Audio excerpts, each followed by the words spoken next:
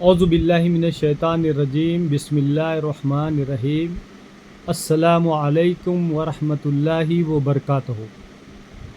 محترم حضرات، میں محمد عبدالحکیم حیدرآباد سے KH garden function hall behind royal sea hotel Sabir Nagar Asif Nagar سے بحیثیت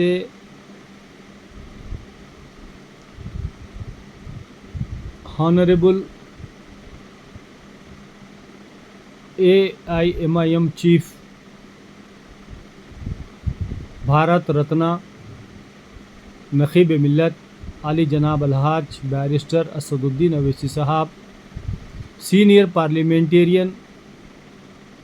کا ایک ادنا سا سپاہی اور نامپلی اسمبلی کانسٹیٹنسی کے ڈائنامک MLA علی جناب محمد ماجد حسین صاحب کی ٹیم کا ایک ادنا سا ممبر کی حیثیت سے آپ سے مخاطب ہوں۔ مجلس اتحاد المسلمین ایک عظیم تاریخ رکھتی ہے۔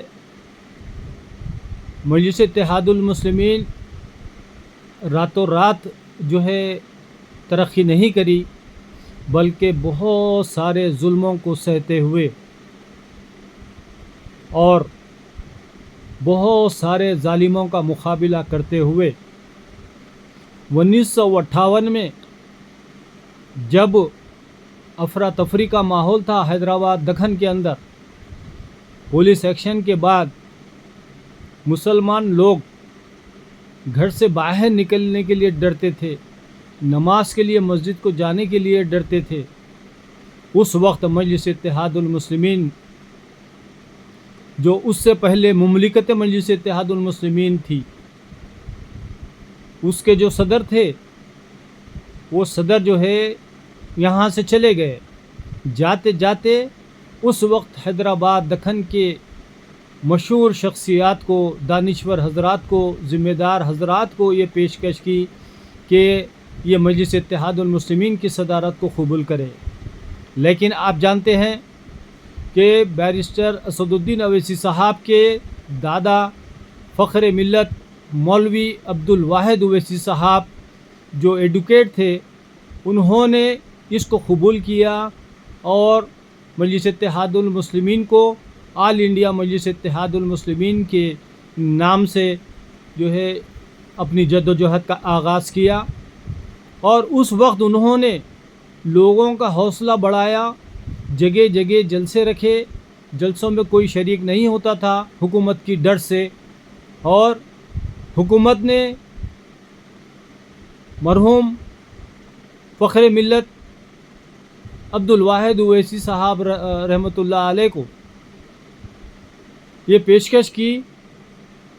کہ آپ کے خلاف کوئی ایکشن نہیں لیا جائے گا، آپ مجلس اتحاد المسلمین کو ایک جو ہے سماجی تنظیم بنا لے، سیاسی تنظیم نہ بنائیں، پولیٹیکل پارٹی نہ بنائے، تو ہم آپ کے خلاف کوئی ایکشن نہیں لیں گے۔ لیکن فخر ملت علیہ رحمٰ نے حکومت کو چیلنج دیا کہ میں جو ہے آنے والی قوم کے لیے دستور ہند کے اندر رہتے ہوئے اپنے حقوق کو حاصل کرنے کے لیے، چاہے وہ تعلیمی حقوق رہو، چاہے وہ سماجی حقوق رہو، چاہے وہ معاشی حصول رہو، ان تمام چیزوں کے لیے میں سیاسی جد و جہد شروع کروں گا اور اپنی پولیٹیکل پارٹی کا آغاز کروں گا۔ اس کے بعد ان کو 11 مہینے کی جیل ہو گئی۔ جیل میں بھی مختلف قسم کی تکلیفات ان کو دی گئی۔ ایک چھوٹی سی کوٹری جس کے اندر ٹھہرا بھی نہیں جا سکتا تھا، اس کوٹری میں بند رکھے، لیکن 11 مہینوں کے بعد ان کو آزاد کرنا پڑا۔ اور اس وقت بھی حکومت وقت نے کوشش کی کہ ان کو یہ منایا جائے، ان کو یہ سمجھایا جائے کہ آپ پولیٹیکل پارٹی نہ بنائیں، لیکن انہوں نے نہیں مانا اور اپنی وہ جو ہے آل انڈیا مجلس اتحاد المسلمین کی ابتدا کی اور اس مشن کو لے کر آگے بڑھتے گئے۔ اس کے بعد مرحوم محترم المقام आली जनाब सुल्तान सलाउद्दीन अवैसी साहब ने सदारत की बागडोर संभाली और एमएलए बल्दिया के कारपोरेटर मुंतखब हुए, उसके बाद एमएलए मुंतखब हुए और हुकूमत की आँखों में आँखें डालकर अक़लियतों को, दलितों को, तमाम मज़लूमों को, कमज़ोरों को उन्होंने हुकूक़ दिलाया। उनका एक अज़ीमुश्शान दौर के बाद आज एक ऐसी शख्सियत हमारे सामने है जिनको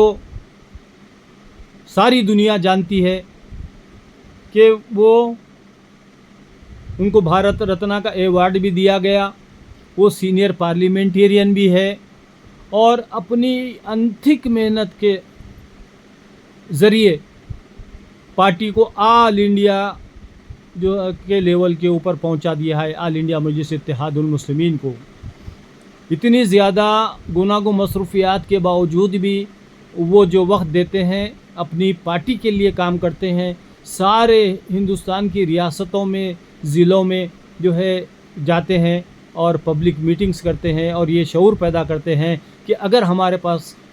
पॉलिटिकल पावर अगर होगा तो हम हर लिहाज से हर मैदान के अंदर हम तरक्की कर सकते हैं। जिसकी मिसाल उन्होंने तेलंगाना के अंदर दी कि हमारा पॉलिटिकल पावर है, उसके ज़रिए तालीमी इदारे चल रहे हैं, उसके अंदर हर कौम के लोग पढ़ रहे हैं। वहाँ पर कॉलेजों में, स्कूलों में और जो है मेडिकल कॉलेजेस में, इंजीनियरिंग कॉलेजेस में और स्कूल्स में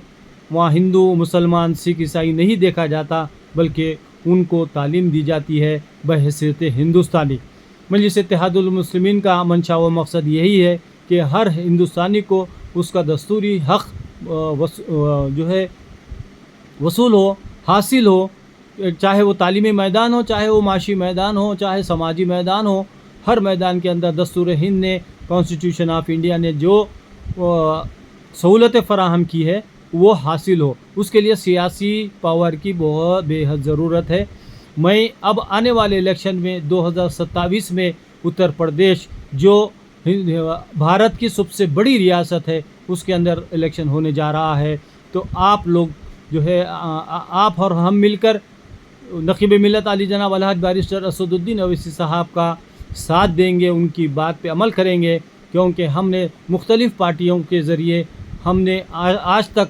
जो है आज़ादी के इतने साल हम दूसरे पार्टियों को देते हुए आए हैं। एक बार कुल हिंद मजलिस इत्तेहादुल मुस्लिमीन को दीजिए और उसके बाद देखिए कि ऑल इंडिया मजलिस इत्तेहादुल मुस्लिमीन उत्तर प्रदेश का नक्शा जिस अंदाज से बदलती है, उसके लिए अपनी आने वाली नस्लों के लिए, हमारे अपने मज़हब के तहफ़्फ़ुज़ के लिए, अपनी इबादतगाहों के तहफ़्फ़ुज़ के लिए और अपनी शरीयत की तहफ़्फ़ुज़ के लिए आपसे कोई भी बात छुपी भी नहीं है। आप बराए मेहरबानी जो है कुल हिंद मजलिस इत्तेहादुल मुस्लिमीन का साथ दें, बैरिस्टर असदुद्दीन अवैसी साहब का साथ दें और पतंग के निशान के ऊपर वोट देकर जो है मजलिस इत्तेहादुल मुस्लिमीन को एक अजीम कामयाबी से हमकिनार करें और अपने अपने नुमाइंदों को अरकान असम्बली बनाकर उत्तर प्रदेश की असम्बली में भिजाए और उसके बाद जो आपकी तरक्याती काम है और जिस अंदाज से हर मैदान के अंदर तरक्की होगी, जो है बाकी बातें जो है बाद में करेंगे इंशाअल्लाह ताला। फिल वक्त जो है, क्योंकि वीडियो बहुत लंबा हो जाएगा और जो है रात भी गुज़र जाएगी, दिन भी गुज़र जाएगा, दिनों गुज़र जाएंगे, लेकिन ऑल इंडिया मजलिस इत्तेहादुल मुस्लिमीन के जो कारनामे वो ख़त्म नहीं होंगे। लिहाजा आपसे इजाज़त चाहता हूँ। ऑल इंडिया मजलिस इत्तेहादुल मुस्लिमीन ज़िंदाबाद, बैरिस्टर असदुद्दीन अवैसी साहब ज़िंदाबाद और उत्तर प्रदेश के वो तमाम मुसलमान,